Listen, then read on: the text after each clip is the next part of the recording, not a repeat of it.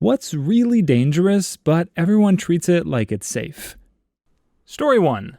Back in June, I got a cat scratch on my hand. Okay. You can probably see why. Thanks to one very freaked out kitty who snuck out into where he wasn't supposed to be, although that one there is a girl. It turned red and my entire hand became painful and inflamed quite quickly. I shrugged it off for a couple hours because I had cats my whole life and was used to little scratches here and there. I had rubbed it with rubbing alcohol and sealed off the wound with that liquid Band-Aid stuff, which I'll never put on anything more than a slight scrape again. I was with my family for dinner, and after 5 hours, it was time to start saying our goodbyes and heading out. I made some comment about how I hoped my hand felt better in the morning because it was bothering me quite a bit at that point. My dad said, "Well, if it gets red and swollen, you should go to the hospital." I told him it had been like that for hours now. He asked to look at my hand, then went white and told me he was going to drive me to the hospital right then and there. When we got to the hospital and told the admitting nurse what happened, she told me she had never seen an infection get that bad that quickly. When I told her the time it happened, she double-checked that I meant 7 p.m. this night. I sometimes wonder what would have been the outcome had I waited until morning the next day to go. Story 2. Water on the road. You might be able to drive through it, but more often than not, you shouldn't try to. My brother literally drives into the puddle, and the idiot even says that it's safer to go faster in them because the water separates. He hasn't had an accident yet, but if he does one day, the likelihood of it being because of that backward mentality is quite high. I was like 15 and driving my grandparents' Honda Pilot on a 55-mile-per-hour road. Grandpa was in the passenger seat next to me. I saw a puddle on the road in a little valley that didn't look too deep. I figured it'd just splash out to the sides of the car and we'd keep going, no issues. I didn't change speed at all and hit this puddle. It was a lot deeper than I thought. The car slowed down super fast. Water sprayed up all over the windshield and blinded us, and I could absolutely feel that the car lifted a decent amount off the ground. Luckily, I maintained control. We didn't even swerve. I just slowed down and wiped away the water on the windshield. Worst thing that happened is the car got a little bath in some road water. Still, that taught me to not mess around with puddles on the road. Story 3. My friend passed away texting and driving. She was 23. It makes me so angry when I see people doing it. Edited to add, people can have moments where they do bad things without being a bad person. She was moving to Oxford and was driving to her new flat that day. She was about to start a job as a 999 call operator, and she was so excited. Her family went public with the story in a bid to try to persuade others not to do the same. I think she was just so excited and nervous with the move and people messaging her, wishing her luck, that she just made a split-second decision to look at her phone whilst driving. She was just very lucky she didn't seriously hurt or end the life of anyone else.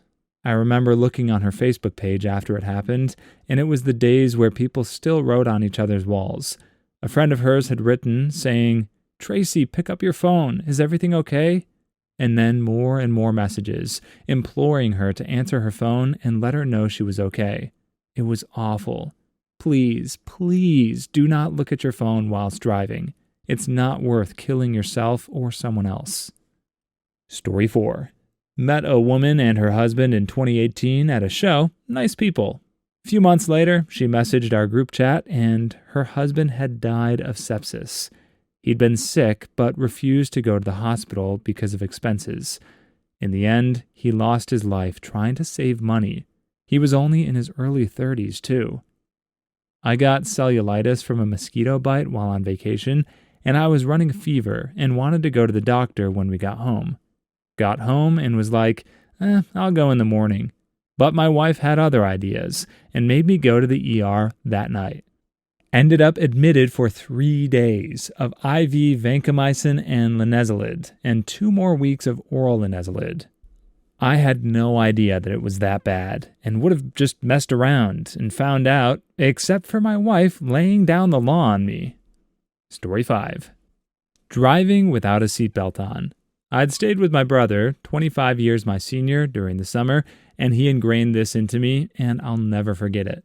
I would not want to wear it, half wear it, take it off early, etc. He created a very simple mantra. The car is on, the seatbelt is on. We'd get into the car and I'd sit there, confused why he's just blankly staring forward and not starting the car. The car is on, the seatbelt is on. We'd pull into a parking space and I'd unbuckle, but he would leave the car running, just patiently staring forward. The car is on, the seatbelt is on. Mother fricker made me rebuckle before he would turn off the car, and then I could unbuckle. I love that man. My son is turning 1 soon. Can't wait to carry on his legacy. The car is on, the seatbelt is on. Story 6. My brother just got out of the hospital after 34 days from an infection. He had tripped and hit the side of his chest on the footboard of the bed. It made a big bruise, which became infected over the next couple of days. He became very sick and had to be taken by ambulance to the hospital, where he spent 16 days in a coma. We thought he was going to die. Once he woke up, he had to do dialysis because his kidneys failed. We just found out yesterday that his kidneys are healing and he'll be able to stop dialysis. All this from a bruise. I never would have thought a bruise could be life-threatening. I've had plenty of bruises in my 60 years and luckily never freaking almost died. I'll take them more seriously in the future, though. Story 7. I worked with a woman who died of hypothermia on her own doorstep after walking home from the pub one January evening. She must have struggled to unlock the door, sat down to rest for a bit, and passed out or fell asleep. She was only in her 30s. It was awful. Also shared a student house with a guy who just gave up on staggering home and decided he would sleep in the middle of the road. He refused to move at all and was extremely verbally abusive to a passing police officer who we flagged down to help us get him up. UK, small town, police were generally helpful back then. So he got to sleep in the cells for the night. Clearly had no memory of the previous evening when he got home the next afternoon. Well, you'll never guess where I woke up this morning. Story 8. NSAIDs. Gastrotoxic, nephrotoxic, cardiotoxic, and acetaminophen, aka paracetamol, hepatotoxic. People take too many of them too often. As a psychiatry resident, I'm alarmed, but also sometimes glad a lot of people don't realize how dangerous Tylenol is. Had a patient overdose on her prescribed antidepressant in a suicide attempt. Survived because SSRIs are relatively safe in overdose compared to older antidepressants, not realizing that the Tylenol right next to it would have likely actually killed her. Edit. As those who have commented below pointed out, if you are suicidal, please reach out for help. Do not overdose on Tylenol. After a certain point, there's nothing we can do to reverse it, and you will lie in the hospital dying slowly of multi-organ failure over several days. Story 9. Stress. I feel like this should be way higher up than the people repeating alcohol and driving and the ocean over and over. Like, for sure, all are dangerous, but stress? I have a prolactinoma, a tumor, not malignant or cancerous, but a freaking tumor that literally secretes hormones, sitting on my mother freaking pituitary gland, causing all sorts of BS. And the root cause? Stress. Tumors, weight problems, sleep problems, relationship problems, all sorts of mother freaking problems caused by stress. Story 10. Animals. Like, they're cool and all, but they're still animals. It's not a reason to try and get up close to them. There's a reason that safari tours stop 200 feet away from the animal. There's a reason that zoos have glass and metal bars separating you and the animal. Just because an animal is used to being around people doesn't mean you should get up close to it. Same thing with pets. Pets have the restraint to not actually try and hurt you if you bug them because they love you and know you're not trying to hurt them, but they are still capable of enforcing boundaries, meaning don't act like your pet won't bite or scratch you or a kid when the kid is messing with his face or actively causing pain or fear without intent. Too many animals were killed or labeled as dangerous because humans assumed they didn't have boundaries. Story 11. Compressed air. I was once putting air in a car tire while on a road trip with a friend. After filling the last tire, I handed him the tube and started screwing on the cap. For some dumb freaking reason, he thought it would be funny to stick the air tube in my ear and turn it on. I couldn't hear out of that ear for like 20 minutes, and it hurt so freaking much. I probably should have gone to the hospital, but the pain went away almost instantly, and my hearing came back, so I just didn't freaking go. You mean she puts on air? Story 12. A few days before my wedding, my wife, my sister, and a couple of her kids went to a ranch where we rode horses for an hour or two. Fun outing, right? My sister fell off her horse and walked back with it. She wasn't going to get back on. For the next couple of days, she was telling us she must have pulled a muscle or something when she fell because it kept hurting. Yeah, we'd say, a bit sick of hearing about it. She finally went to the hospital, had 2 broken ribs and a punctured lung, and had to spend the night while they drained her abdominal cavity. Story 13. Perhaps people that are lonely just don't take care of themselves as well. Perhaps there are more subtle problems. There's a problem that neglected infants have called failure to thrive, in which a kid that has food and shelter but no love just gives up and dies. This may be the senior citizen equivalent. It's a sort of truism that every group of people you meet with every week cuts your chances of dying in the next year by 50%. It could be a community choir, pickup sports, the bunch you watch Monday Night Football with, even kids that you're tutoring through grade 3 maths. Affiliation apparently makes you live longer. I know that decreased community involvement could just be the result of declining health, but that hasn't emerged clearly from the studies I've seen reported. I found one study where a grad student got a list of emergency room frequent flyers. These were people who had genuine chronic physical conditions. The researcher just called them periodically to chat. Their visits to the emergency room declined. The same article where I first saw this said that the NHS has run programs giving seniors free slippers to replace worn-out ones. Apparently, terrorists have never had a year when they came close to killing as many Brits as tripping and falling from worn-out slippers. Story 15. Long hair around pulleys and belts. There's a YouTube channel where 2 young ladies are working around a sawmill with long hair, and I can't count how many times people have begged them in the comments to tuck their hair up. They don't. Story 16. In 11th grade, I had hair down to my butt and was weirdly pretty good at working the horizontal lathe at my school. Tons of rotating parts. It's used to cut and shave down pieces of metal.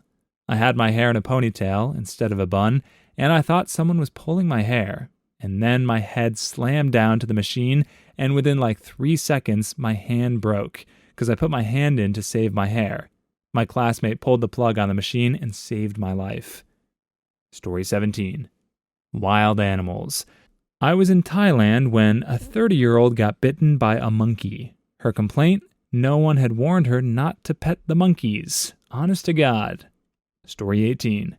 Riding a horse is comparable with serious extreme sports, and head injuries are the most common. Sea kayaking. Simple, but you're in serious trouble if you flip around and can't get back in. My friend got a bad head injury from kayaking. She never made it to the water because she hit her head on the rack trying to get the kayak off of it. Story 19. Motorcycles, ATVs, really anything without a cage around it. Even if you wear a helmet, the brunt of the impact force goes on your spinal column. Story 20.